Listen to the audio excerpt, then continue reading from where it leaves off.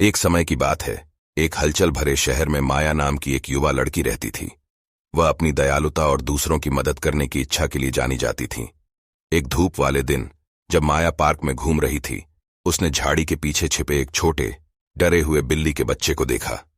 माया धीरे से बिल्ली के पास पहुंची और देखा कि वह घायल हो गया था। बिना किसी हिचकिचाहट के उसने उसे अपनी बाहों में उठा लिया और घर ले जाने का फैसला किया। माया ने बिल्ली के बच्चे का नाम लकी रखा और उसे प्यार और देखभाल से स्वस्थ कर दिया। जैसे जैसे लकी मजबूत होता गया, माया को एहसास हुआ कि उसके पास एक विशेष प्रतिभा है। वह खोई हुई चीजों को ढूंढ सकता है। जब भी पड़ोस में किसी का कुछ खो जाता तो माया लकी से मदद मांगती।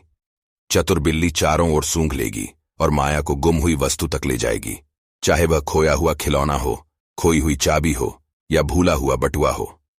लकी की अद्भुत प्रतिभा की खबर पूरे शहर में फैल गई और जल्द ही दूर दूर से लोगों ने माया से मदद मांगी।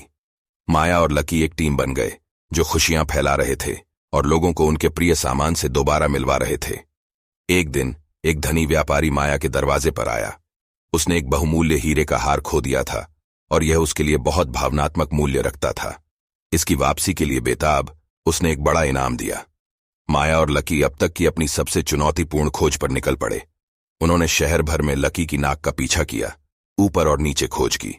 आखिरकार एक लंबी यात्रा के बाद लकी एक जर्जर मकान के सामने रुका।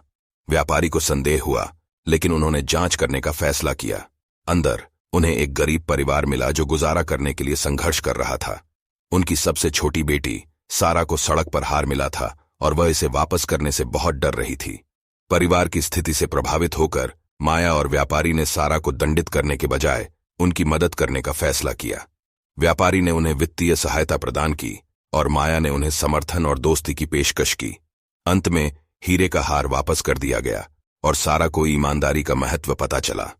माया और लकी ने दूसरों की मदद करने का अपना मिशन जारी रखा, लेकिन उन्होंने सारा को एक मूल्यवान सबक भी सिखाया। हमेशा वही करना जो सही है, चाहे वह कितना भी कठिन क्यों न लगे।